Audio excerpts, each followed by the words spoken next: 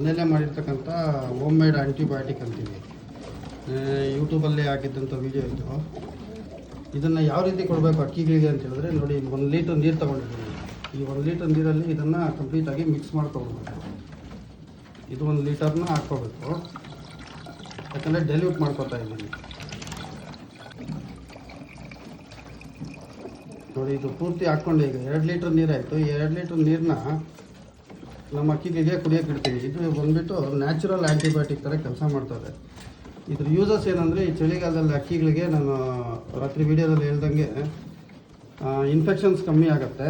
ಆಮೇಲೆ ಅಕ್ಕಿಗಳಲ್ಲಿ ಯಾವುದೇ ಥರದ ಜಂತುಳು ಸಮಸ್ಯೆ ಮತ್ತು ಪ್ಯಾರಾಸೈಟ್ಸ್ ಅಂತ ಏನು ಹೇಳ್ತೀವಿ ಅದರ ಒಂದು ಪ್ರಾಬ್ಲಮ್ಸ್ ಬರಲ್ಲ. ಏನಾಗುತ್ತೆ ಅಂದರೆ, ಇವಾಗ ಸುಮ್ಮನೆ ನಾವು ಏನು ಕಾಯಿಲೆ ಇಲ್ದಿರೋವಾಗ್ಲೂ ಪ್ರಿವೆನ್ಷನ್ಗೆ ಅಂತ ಹೇಳ್ಬಿಟ್ಟು ಸುಮಾರು ಜನ ಈ ಟೆಟ್ರಾಸೈಕ್ಲಿನ್ ಪೌಡ್ರು, ಹಲವಾರು ಆಂಟಿಬಯೋಟಿಕ್ಗಳನ್ನ ವಾರದಲ್ಲಿ 1 ಸತಿ 2 ಸಲ ಕೊಡ್ತಾ ಇರ್ತೀವಿ ಅಂತೆಲ್ಲ ಹೇಳ್ತೀರ.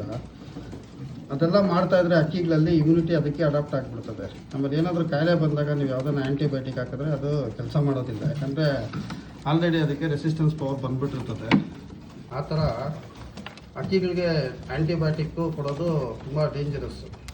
ಏನೋ ಎಮರ್ಜೆನ್ಸಿಯಲ್ಲಿ ಕಾಯಿಲೆ ಬಂದಾಗ ಮಾತ್ರ ಕೊಟ್ಕೊಂಡ್ರೆ 100% ಆಗಿ ಕೆಲಸ ಮಾಡ್ತವೆ.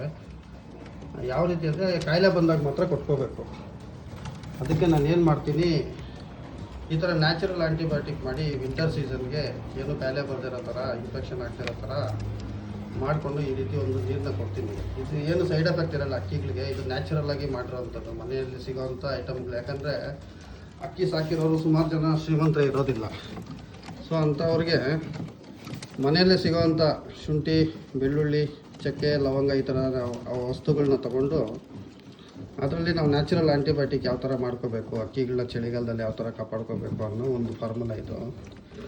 ಯಾರಿಗಾನ ಮಾಡ್ಕೊಳ್ಳೋ ಆಸಕ್ತಿ ಇದ್ದರೆ ಯೂಟ್ಯೂಬಲ್ಲಿ ಲಿಂಕ್ ಹಾಕಿದ್ದೀನಿ, ಇಲ್ಲಿ ಡಿಸ್ಕ್ರಿಪ್ಷನಲ್ಲಿ ಲಿಂಕ್ ಹಾಕಿರ್ತೀನಿ. ಅಲ್ಲಿ ಹೋಗ್ಬಿಟ್ಟು ಇದ್ರದ್ದು ಒಂದು ವೀಡಿಯೋನ ನೋಡಿ ನೀವೇ ಮನೆಯಲ್ಲಿ ಮಾಡಿಕೊಡಿ.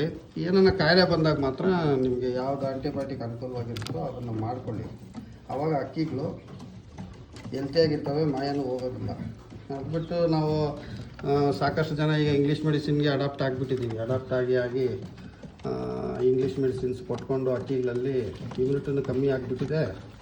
ಪ್ಲಸ್ ಕಾಯಿಲೆಗಳು ಬಂದರೆ ಆ್ಯಂಟಿಬಯೋಟಿಕ್ಗೆ ರೆಸ್ಪಾಂಡ್ ಮಾಡ್ತಾಯಿಲ್ಲ. ಎಷ್ಟೋ ಜನ ಹೇಳ್ತಾ ಇರ್ತಾರೆ, ಆ್ಯಂಟಿಬಯೋಟಿಕ್ ಹಾಕಿದ್ರೆ ಅಕ್ಕಿಗಳಲ್ಲಿ ಯಾವುದೋ ಮೆಡಿಸಿನ್ ಹಾಕಿದ್ರೆ ವರ್ಕ್ ಆಗ್ತಾಯಿಲ್ಲ ಅಂತ. ಯಾಕಂದರೆ ಅದಕ್ಕೆ ರೆಸಿಸ್ಟೆನ್ಸ್ ಪವರ್ ಬಂದುಬಿಟ್ರೆ ಅವು ಕೆಲಸ ಮಾಡಲ್ಲ. ಸೊ ಅದನ್ನು ಅವಾಯ್ಡ್ ಮಾಡಲಿಕ್ಕೆ ಮಿನಿಮಮ್ ಒಂದು 3 ಮಂತ್ಸ್ ಆದರೂ ಈ ಥರ ಒಂದು ಡೈಲಿ ವೀಕ್ಲಿ ಒಂದು 2-3 ಟೈಮ್ಸ್